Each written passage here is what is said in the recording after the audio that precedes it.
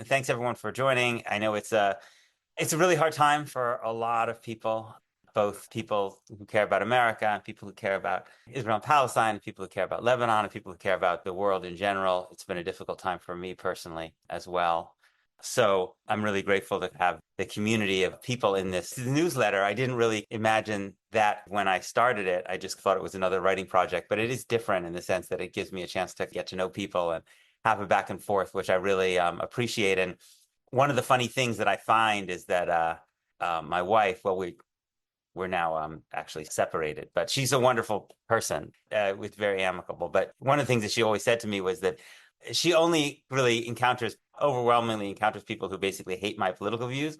So I always tell her that it's much easier for me because I actually encounter a lot of people who agree with my political views. And most of those people are people who, are in these kind of communities. They're not the people who we tend to see, when we're in synagogue or our kids' school or that kind of thing. So I always feel like it's much harder for her and for my kids because they don't get this kind of positive reinforcement, but I get a lot of positive reinforcement, which is really very much appreciated. So folks can put questions in the chat. Maybe Ken, do you want to just look and ask the first one? Sure. Well, you want to ask your question, Nabil? Yeah. Can you? Yeah, I can hear you, Nabil. I can hear you. Good to see you. Good to see you. Yeah, good to see you, Peter. I put it there, but I'll ask anyway. And I'll start with just one very quick comment and a question. Okay. So the elections are behind us, but I just wrote down here a comment to someone that we as Arab Muslims are getting sick and tired of being blamed for the fall of the Democrat in Michigan because they didn't lose by 1%, they lost by 8%.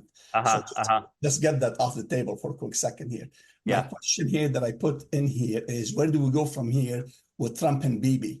I'm listening to Al Jazeera and I just saw something yesterday and today that Israel is very nervous about what Biden and Harris can do with the remaining 2 months because they have nothing to lose. Biden so they might start slapping things on Israel, whatever you want to call it. So they're worried that they call it revenge, whatever that you want to call it, or call it conscience coming back, So what do you think? They're worried about that. But what do you think between Trump and Bibi, their love affair there? I think that, we have that example at the end of the Obama administration where Obama, after vetoing all these resolutions at the UN, kind of at the very end abstained on this resolution on settlements. It wasn't really very much, but I think it was kind of the sense that he felt freed politically to do that.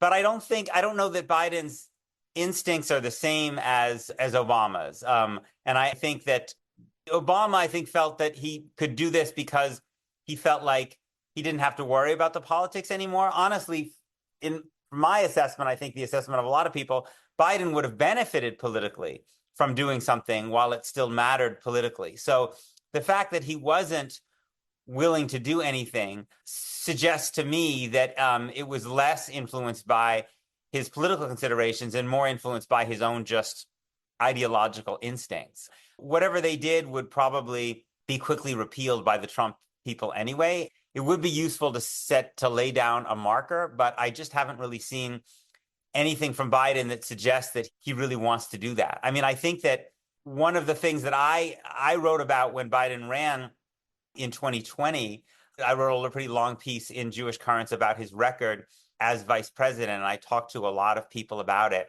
And it was really clear that on the ideological spectrum inside the Obama administration, Biden was the most opposed to any pressure on Israel in the constellation of people, that he's basically doing as president kind of what he wanted to do as vice president. Even if you'll remember, when he was vice president, he went to Israel and he was embarrassed because while he was at Israel, there was this announcement of these settlements that were being built. I think it was in Har Homa or Har Nof. I can't remember where exactly it was. But anyway, even though he was the one who was personally humiliated, when I talked to a lot of people inside the administration, or former administration people, about what happened, they all said that actually it was Hillary Clinton and people in the National Security Council who wanted to use this to confront Israel over it. And Biden, who was very close to Dennis Ross, basically was the one who wanted the most conciliatory response. So that's why I guess I'm not that optimistic, but I hope I'm I hope I'm wrong. In terms of the Netanyahu-Trump relationship,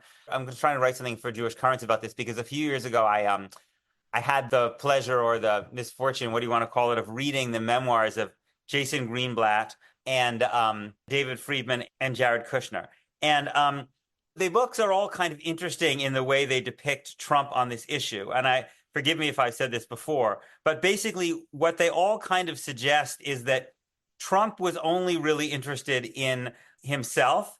And the way that manifested was that he liked the idea of getting a deal that would make him look good and make him seem like the greatest peacemaker in history or what. He had no interest in what the contours of the deal were or any of that. He just liked the idea of getting a deal so he could say, I succeeded where everyone else failed. The problem for Kushner and particularly Friedman and Greenblatt was that at a certain point, Trump started to get the idea that Abbas was more open to a deal than Netanyahu was. I mean, it was very vague because he had no conception of what that deal was. But even when they were pushing deals that were very favorable to Israel, because you remember the Trump plan itself, right? They couldn't really get the Israelis even to accept that because of the people, and so he starts to get frustrated with Netanyahu because he feels like Netanyahu is making him look bad because Netanyahu isn't going along for a deal. And so this causes a problem. And what happens is that Friedman and Greenblatt and Kushner have to kind of scramble around and maneuver to ensure that this feeling that Trump has never gets manifested in policy. So what they do is they create a little movie because Trump doesn't read, I guess, very much. And it's a movie of Abbas saying all these nasty things about Trump and other things that Trump will not like. And so they arrange for Trump to watch this movie and to decide that he hates Abbas as well as Netanyahu. So to me, that was very instructive in that it suggests that basically Trump is pretty easily bamboozled. And the fact that he might not like Netanyahu really doesn't matter very much. I also think it's kind of important to remember that, again, I think Trump is really not a complicated guy to maneuver and get one over, right? We remember that Netanyahu famously said that America is something that's easily moved. You remember that famous video that showed? I mean, Trump is much more easily moved than even any other US president, right? Because you can, first of all, just put money in his pocket. It's even not that complicated, right? I mean, Bibi could just talk to his friends MBZ and MBS and basically say, how do you do it, right? I was told by someone, again, this is not maybe verified, but this is someone who spends a lot of time in the Gulf. Someone told me that the Emiratis had a policy during Trump's administration that they would book all of the available rooms in the Trump Hotel in Washington, D.C. at the highest rate. They had it on automatic. If there was ever an available room, they booked it at the highest rate, right? So you could just, I mean, again, it's how hard is it to do this? So, I mean, I understand the idea that Trump kind of has these isolationist instincts or that he doesn't like wars. He wants to get the wars over with. But I don't think that matters very much. And secondly, it's also, if you noticed who Trump has just now appointing in his national security positions, they are very hawkish on Iran, on China, and they're very, very pro-Israel. Where there may be a change is on Russia. They may not be as hawkish on Russia.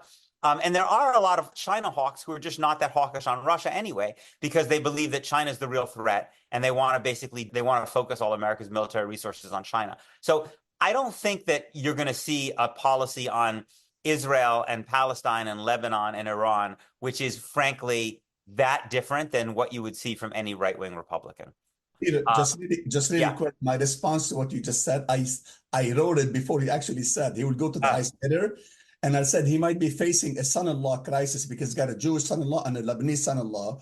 And who would he side with? It'll be the highest bidder. I put it before he even said who pays more money, right? That's what I put down. I know, no, that's probably right. He'll probably just ask, right? He'll probably create a bidding war between these two people. I mean, being Trump's son-in-law, I think must be a special kind of hell, although I suppose you can make money from it. I remember that there was this great line from a profile of Trump where Trump is told that Ivanka is going to convert to Judaism. So his response is so classic. He doesn't say well, do you believe in Judaism? Like, do you want to practice that faith? Anything spiritual at all. He's like, I don't like that. He basically is like, he's getting the upper hand on, he should be converting to your religion so that you know that you're the top dog, right? Like, that's the only way I think that Trump sees any of this stuff, right? Anyway, Martha, you've been very patient. Yeah. So speaking of money, Yes. and now I want to talk about the Democratic Party. I'm a lifelong Democrat. Now I'm 78 years old, and I feel completely removed, left out of, ignored by the Democratic Party on the one hand. And on the other hand, I attended, I think it was on Wednesday last week, an AAI, Arab American Institute discussion. I'm listening. Yeah. And one of the speakers mentioned that $20 billion were spent between the Democratic Party and the Republican Party on consultants for the race. This is while I was being hounded and threatened, right, subtly threatened by Democratic candidates, including yes, Kamala Harris. Yes. And I feel so thoroughly disgusted with the way I was treated. I mean, if a lifelong Democrat gets treated that way, who doesn't have tons of money, but I do my part best I can. And this year I gave money to all the campaigns that AIPAC was attacking and trying to defeat. I mean, I got to thank you from Rashida Tlaib, period. That's the only candidate who thanked me. And she continued to ask, but she also told me what she was doing. I was so inundated with demands for money.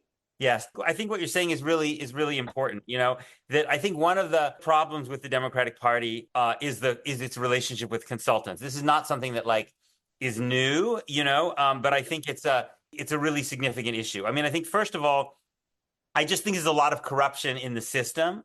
A lot of these consultants basically make ads, and so they get a cut of the ads that they make. And so the money that there's a whole, I think, perverse incentive structure about how money is spent, in addition to, of course, them having an incentive for the candidates to spend huge amounts of money, efforts trying to raise money, because a lot of it goes to them. I also think that consultants tend to be very connected in with big donors and also with corporations. I mean, because if you think the way consultants work is they make some money on these presidential campaigns, but they tend to make their big money off cycle doing polling or media strategies for big corporations, and often corporations that want to lobby. And so if you look at their client list, you see that they're working for Kamala Harris this year, but they're also working for Microsoft and Uber and whoever, the Pharmaceutical Trade Association, all these things, right? And so that's the world in which they inhabit. Those are the people who they talk to. Those are the people who can get in touch with them. So I think that this is a huge problem. And it's also, of course, a huge problem when it comes to Israel and Palestine in particular, where there's a lot of donor and consultant class pressure in a kind of unconditional support of Israel direction. So, yeah, I think that that's why the model that Bernie Sanders created is so important, where Sanders was able to raise so much money in small donations that he could really bypass that, right? But it's a chicken and an egg. To have a candidate who can self-fund, who can fund their campaigns through small donations, you need someone who can really excite voters, often a kind of populist outside of the political system. But people who are already tied in to that system generally can't do that, which makes them more reliant on large donors and these consultants. And I think Harris was an example of that. She wasn't really someone who had a strong political identity of her own or a strong connection to the American people built over time. And so I think she was very susceptible to this dynamic. Paul, please go ahead. Hi, Peter. I want to veer back to the Israel's war in Gaza. And I wanted to get your perspective on the idea that's expressed by many supporters of Israel's war in Gaza, who reject the notion that Hamas is an idea that cannot be killed. And they point to Germany and Japan as examples where brute force was used to destroy those as governing institutions. Right. Well, thanks. I appreciate that. Yes, I hear that a lot, or I often hear a version of that, which is kind of more like maybe the idea can't be destroyed, but the idea, if the organization is militarily defeated, then the idea really isn't so threatening. So they say, like, okay, maybe there were still a few Nazis running around, but basically the Nazi infrastructure had been destroyed. And also it had been shown that Nazism wasn't the wave of the future, and so it stopped being a threat. Or they'll say the same thing about ISIS. They'll say, sure, there's still some people who believe in ISIS ideology, but they're not really that much of a threat anymore. So I hear that a lot too. I think it's wrong for a whole bunch of reasons. I mean, first of all, because the problem fundamentally is not about Hamas. I mean, that's not to say that Hamas doesn't have its distinct characteristics, right? It's an Islamist organization. It's also an organization that has been willing to target civilians. And both of those things, I think, are things that run counter to my values. But even if Hamas were to cease to exist, there would be other Palestinian resistance organizations that emerged.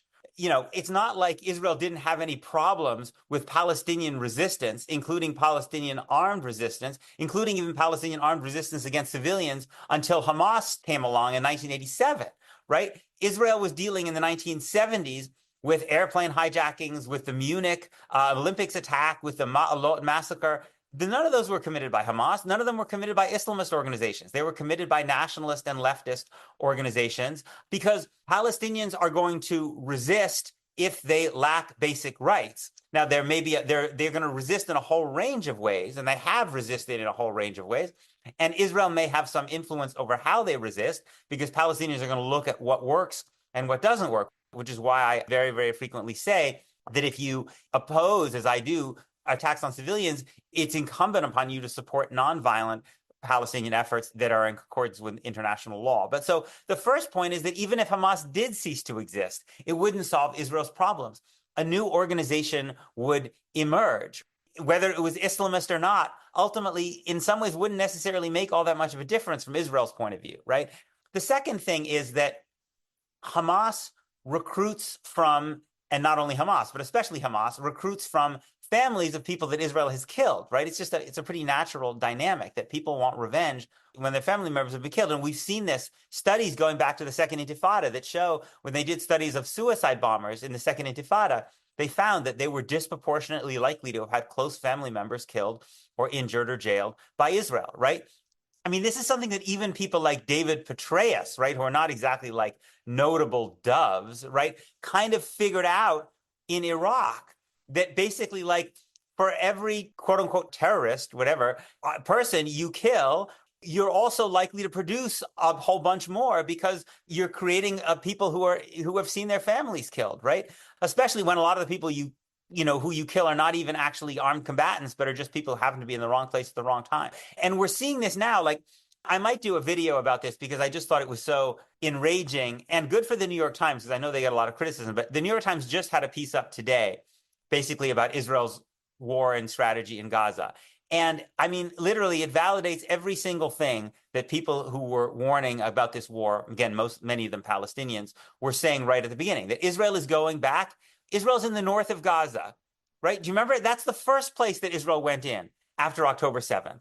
And they were so talking about how many Hamas fighters they had killed and how many rockets they destroyed. Why are they back there now? Right? Because there's not a finite number of Hamas fighters, because there are now new Hamas fighters. Who do you even know if they call themselves Hamas? They're just new fighters there because people are fighting against Israel, given what Israel has done. So even as you think you're solving the problem, you are actually creating more of the problem. You know, the US in Japan and Germany had a temporary occupation of a sovereign country, which was clearly going to regain its sovereignty, right? That is completely different than an occupation of the West Bank and Gaza, which has been going on since 1967, of a population of people that your country made refugees, where you have absolutely no intention whatsoever of ever leaving and ever allowing it to have sovereignty, right? These analogies are really, really stupid. And you know the reason that people always keep grasping for these analogies in this world, and I listen to folks in that world a lot, is because they never will engage with colonial analogies. Because the best analogies are actually analogies that come out of the colonial experience, right? But since they reject that conceptual framework, they need to look at this kind of sanitized vision of America's good wars. So they basically go back to World War II again and again and again. But those were not wars against people who were under permanent occupation. It's just this really, really bad analogy. And I think that's why all of these people who said, you know, we're going to destroy Hamas, just watch us. Okay. It's a year in. You've destroyed Gaza, but you haven't destroyed Hamas. Who was next? Clark? I'm a recovering post-Christian Zionist. I so appreciate you and this community, and the issues involved here are so immense that when things get difficult, I tend to go to generalizations. So I want to ask you, and this may not be interesting to anybody else, I hope it is, but we each carry a moral theory interior to each of us that is connected to the communities we're a part of and the world at large. And to me, it connects to cooperation. And my question is, have you ever gotten, I am so shocked how ineffective moral claims are in this world today. And maybe they've always been that way. Maybe I've been naive my entire life in the way I've looked at human history. But we cannot cooperate. We have no basis if we don't have a common moral theory. And I'm wondering, is there any way that we can talk about that without people falling asleep? Yeah. You know, what is drawing us together so we can cooperate together? Yeah. It's a really good question. I don't know. I think, you know, maybe a social psychologist or some people might have better answers to that than I do. But I guess the way I think about it is that people need community. People have a tendency to need associations of groups of people that they identify with. Obviously, first the family, but beyond that, other kinds of communities, because humanity is just too large and too broad. And so people, whether it's the sports team that you're passionately affiliated with, or the local neighborhood, or your country, or your religion, or, you know, or your pickleball team, I don't know, whatever, people are like very, very, very inclined towards these communities. And I think communities do provide people a very, very powerful sense of identity and also of care, that those communities often really do care for you and look out for you in the way that humanity as a whole doesn't, that people are really aware of that. Anyone who's been in a tight-knit community will have felt that sense of that warmth of being cared for and of having a strong sense of identity with people. It's part of the reason that for me, like being part of a synagogue community is so essential to my life, because I feel like these are people that I go through my life with, and I feel like we have a sense of care for one another.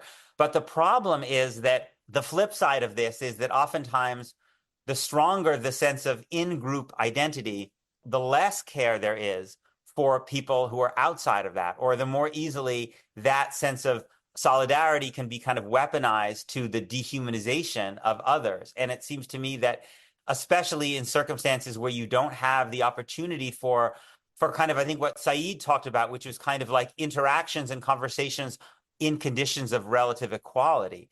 So you either have no interactions, or you have only interactions that are mediated by some like very, very hierarchical system. And so it seems to me that's kind of what we have here, which is that basically most Americans' experience of Palestinians is through often very dehumanized and kind of racist media images, and that's gone on for a long time.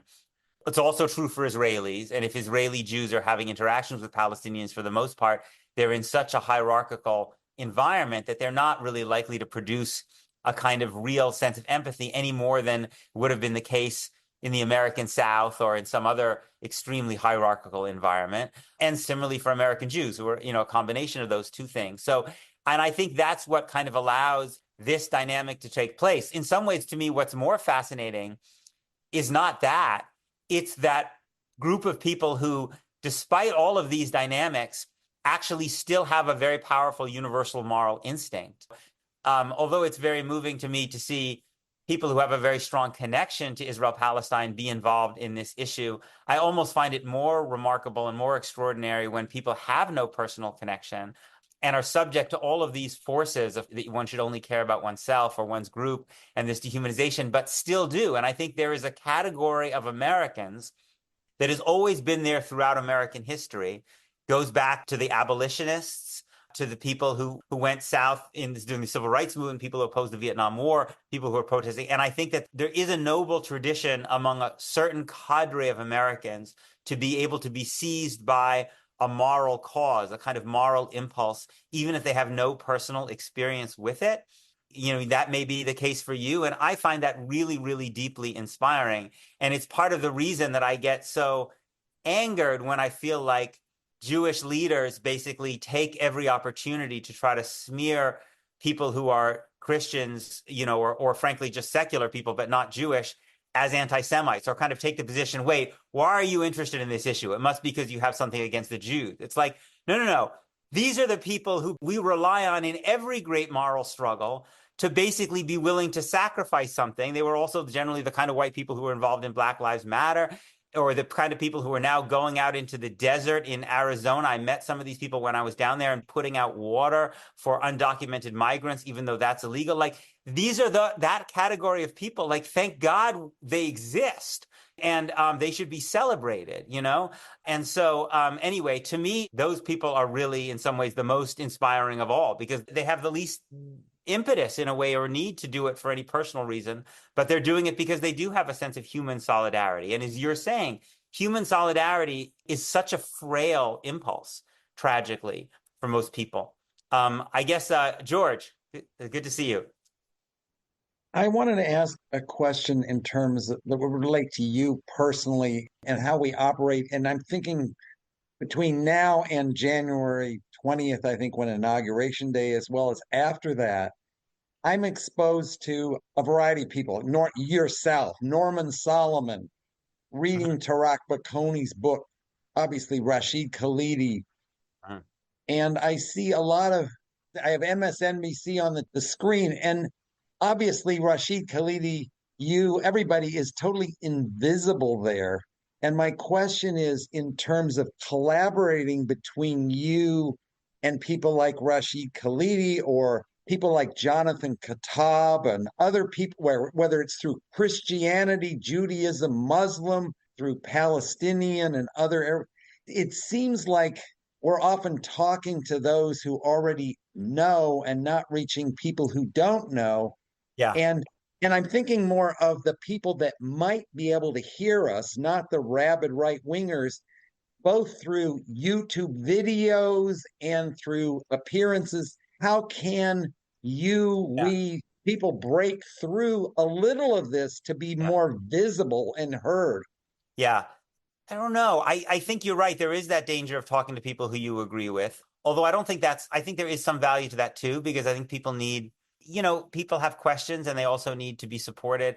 I guess one of the things that I tend to think about sometimes is like that there can be a kind of an ecosystem in which some people have really, really big megaphones, but maybe often don't have as much knowledge or expertise or commitment even on this particular issue, often because they don't focus on this issue. And some people are more narrowly focused with smaller megaphones. And I think one of the questions that I always think about is, how could you, I think about someone like Jon Stewart, right?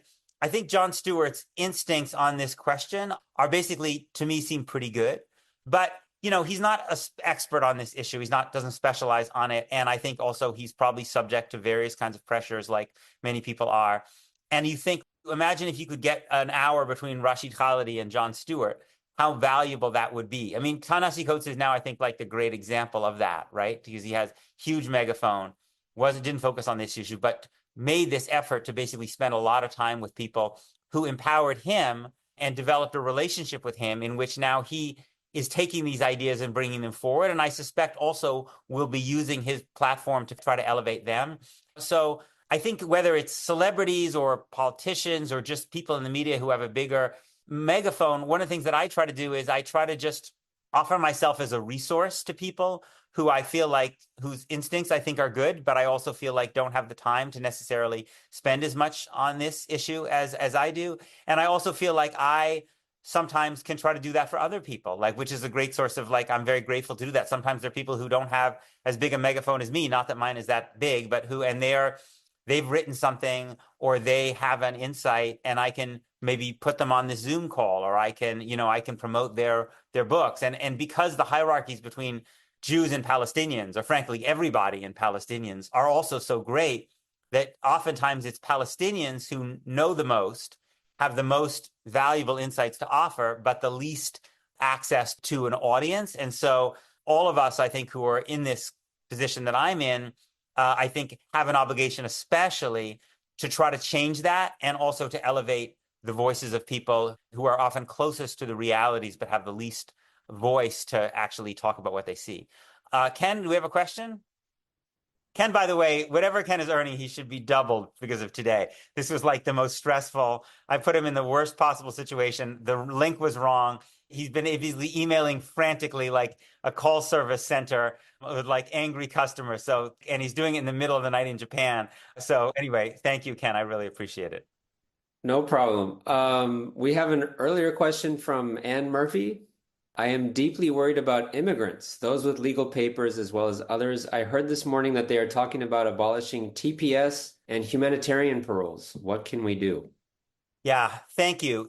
I guess I should just say, like, a meta question that I've been struggling with a little bit is, obviously, as you know, if you're listening to this, we have a bit of a Israel-Palestine focus, but it's not the only issue in the world. So I kind of try, when they're like huge events like Trump's election, to try to find the right balance between that issue, but also recognizing that most of us care about a lot of the things. And that's why we had Jason Stanley, and that's why we have Rebecca Traister.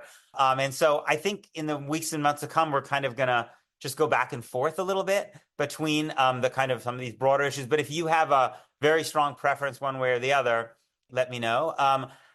And I'm not an expert on immigration policy. It does seem, from what I followed, that Trump has put in place the kinds of people that you would expect him to put in place if he were going to do the worst things that we imagine. And I just don't see that there's going to be a lot of opposition for that from Congress or inside the administration. Maybe there'll be some bureaucrats who try to gum up the works.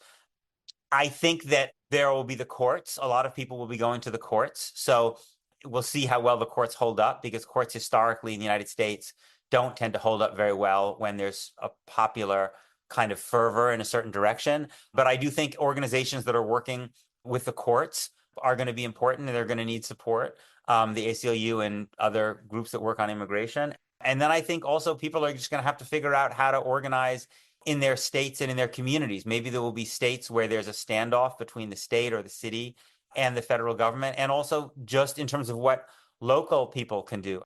I suspect that we will find that we find stories of employers, of churches, of neighbors who are willing to put themselves on the line in order to try to put their bodies in between the state and their friends and neighbors and sometimes family. And that's a lot to ask of people. That's a really frightening thing to ask of people, but extreme circumstances test what people are willing to do. And so I suspect that in other extreme circumstances, the Japanese deportation, for instance, in the United States, just take an American example, that we will see people kind of responding in those moments. And it's, everyone has to ask themselves, is that something that I'm willing to do? But I think it's something that people should kind of be asking themselves. Alan. So I wanted to respond to Clark and to your very eloquent statement, which I said bravo to privately to somebody, so I don't know how to use this. I think we should think about great moral issues as having a power in justice objectively. I think that the great fight against slavery and against Jim Crow won because people could take things on. I taught at the University of Denver for 49 years. Before I came there, I was thrown out of Harvard as a leader of the anti-Vietnam War movement. And my final act there was to speak at the encampments and be attacked as a Jew. I was Jew, I'm a Jew, attacked by the chancellor, who I had thought was my friend. And so one of the things about this is I think we all have to focus on great movements from below, like the one that exploded on American campuses. Yes. And that was done by you and me, so to speak. It wasn't done by all these organizations. It was done from below. And Yes. I think everything we can do from below, and that includes, I will talk about an example of this, protecting immigrants is a really important thing to do. And so I would just ask to what extent people have thought about that. It's a great question. This is really helpful to me because I think actually what you're showing is that I really need to have a guest on who can talk specifically about this question of deportation and immigrants to be able to kind of answer the last two questions in a way that I can't. I just need to kind of learn from that person in terms of what people should be doing and what's actually already happening on the ground. But I totally agree with you. And this is part of the reason that I wrote this essay I wrote a bunch of years ago, Arguing for One Equal State, and why, even though people are always telling me it's less realistic than two states, which is by the way, to me, is a little bit like, at this point, like telling me it's more realistic for me to basically start flapping my wings and fly to China versus flapping my wings and fly to Canada. They're both completely unrealistic at this point. But I do think that when you think about realism, when you're dealing with very, very overwhelming structures of oppression, you have to think about what are the ideas that will generate the movements, the mass movements that can overcome these things. Thanks for the suggestion. And I think that the idea of equality, the idea of freedom, those ideas have shown that they can do those things. Not always. I mean, as Ta-Nehisi Coates said in the piece that I quoted in my video, and sometimes things don't work out and people who deserve freedom and equality lose, or they lose at a certain moment in time. But yes, this movement, if there's something to cling to, it's that the idea, there's this famous Peter Gabriel song about the murder of the Black South African activist Stephen Biko, where he says, you can stamp out a candle, but you can't stamp out a fire, right? The struggle for Palestinian rights in this area has clearly now become not just a candle, but a kind of a fire. I mean, it's just grown and spread so broadly. And I was at this event on Sunday at the Riverside Church where Ta-Nehisi Coates was interviewing a series of Palestinians, kind of turning he had been interviewed for so many times for his book, and then basically interviewing some of the people who had shaped him. And I just looked around at the completely packed Riverside Church, like people were in the balconies, and I looked at the crowd, which was extremely racially diverse. And you could just see the power of this subject. And I think it's not going to go away. It's just going to express itself in different forms. And so to me, one of the really, really important questions that we should be thinking about is which Democratic politician is willing to take this issue into the 2024 presidential campaign. And it might not be someone who has a history of this issue.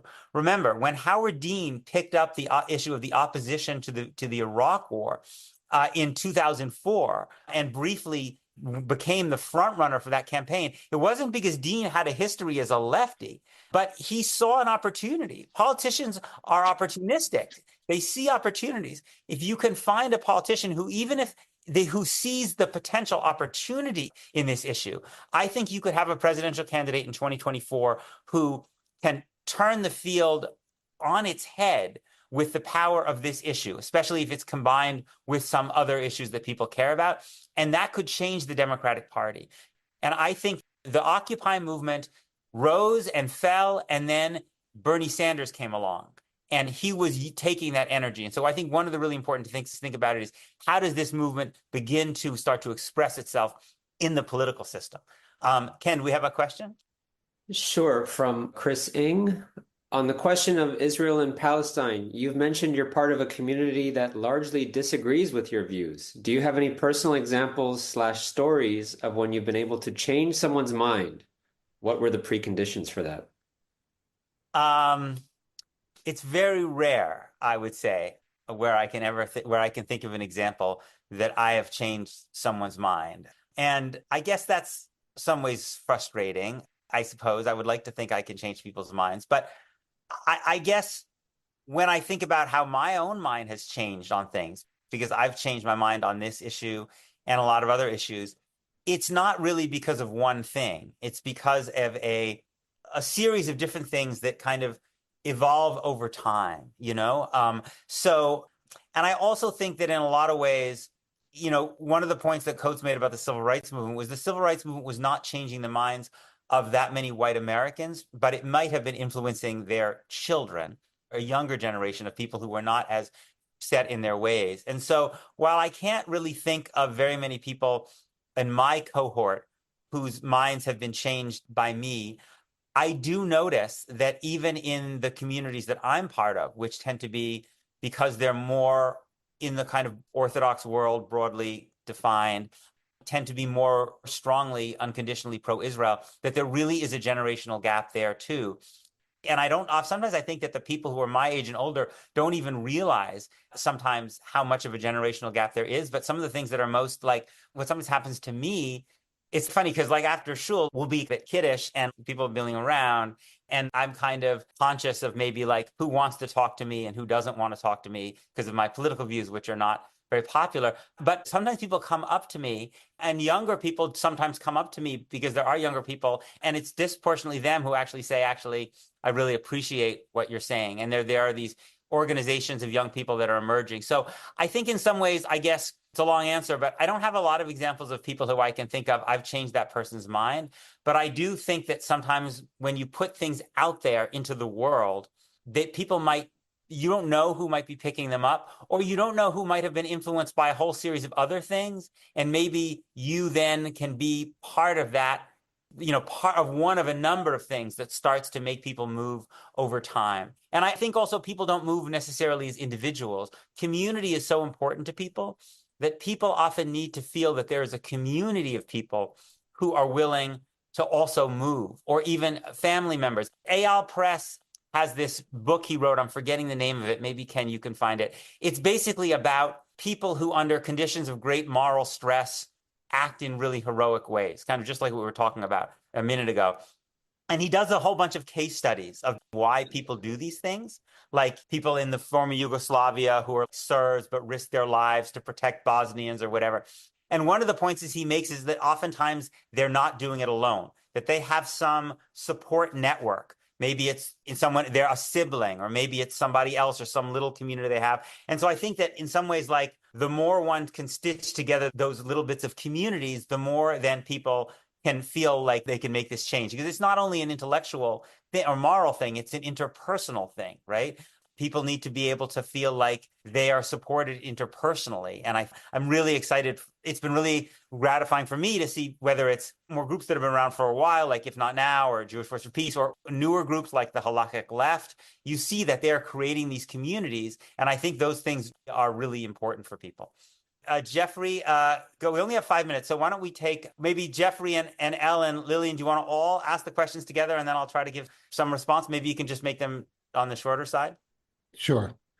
Thanks, Peter. So I'm asking this question having been exposed to a quote from Joe Hill, the labor organizer and songwriter who, as he was about to be executed by the state of Utah, his last words were, "Don't mourn, organize." Mm-hmm. And also after 4 days, we just went on a civil rights tour where people literally risked their lives for the values that they cherished.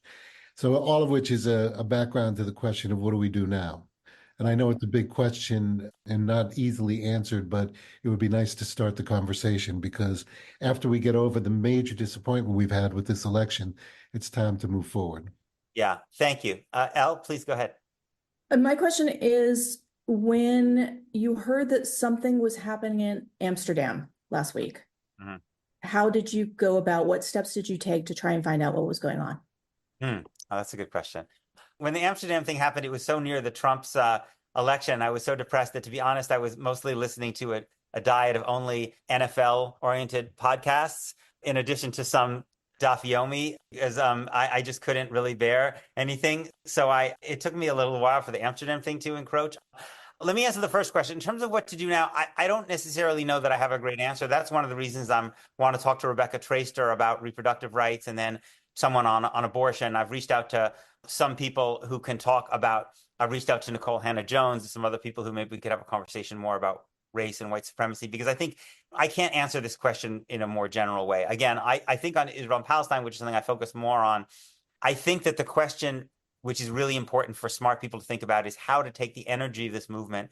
And it won't express itself in encampments, but it's going to express itself somewhere. And I think it would be really interesting to have people like Rania Batrisa and Ruha Rahman and others and the uncommitted folks to think about where they're going to start to enter into the political system, because I do think there's a huge opportunity there, notwithstanding AIPAC's money, especially at the presidential level, because you can destroy a candidate at the congressional level with all this money. But at a presidential level, where you get national exposure, like Sanders did, you can basically compete if you animate people because you can get the small donors.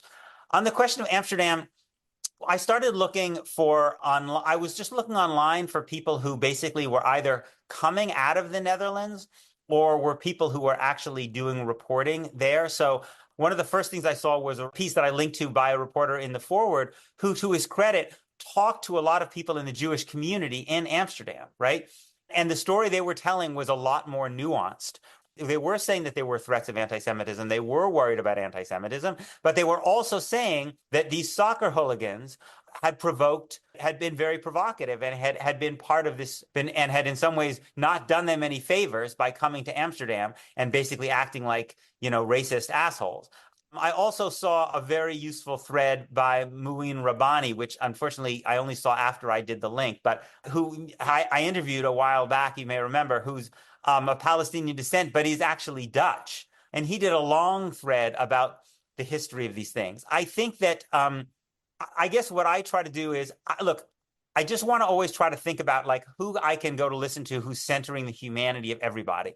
I'm not going to be interested in people who basically say, because Israeli soccer fans are settler colonialists and because they have racist attitudes, some of them, which I'm sure many of them do, whatever comes their way, they deserve it. That's just not the way that I see the world. On the other hand, I'm naturally very suspicious of an institutional Jewish discourse, establishment Jewish discourse, that basically only pays attention to Jewish suffering and Jewish fear and systematically blocks out the suffering and fear of anybody else, whether they're in Gaza or whether they're a Palestinian or Muslim person in Amsterdam, because I just know how those people tend to see the world and the blinders they have. And so I kind of was just looking for people who I knew would go into it with that humanistic perspective. And I was lucky enough, because I have social media feeds that kind of select for those people, that I found some of those folks. And thank you all for doing this. I really, really appreciate it. I'm really sorry about the technological stuff. And I just hope that, we see brighter days. And I'm also just thankful for all of the sense of comfort and solidarity that I get from all of you. And we'll send this out to all of the subscribers. I think the next one will go back to only premium subscriptions. But thanks to everyone who was part of this. Have a good weekend. Take care.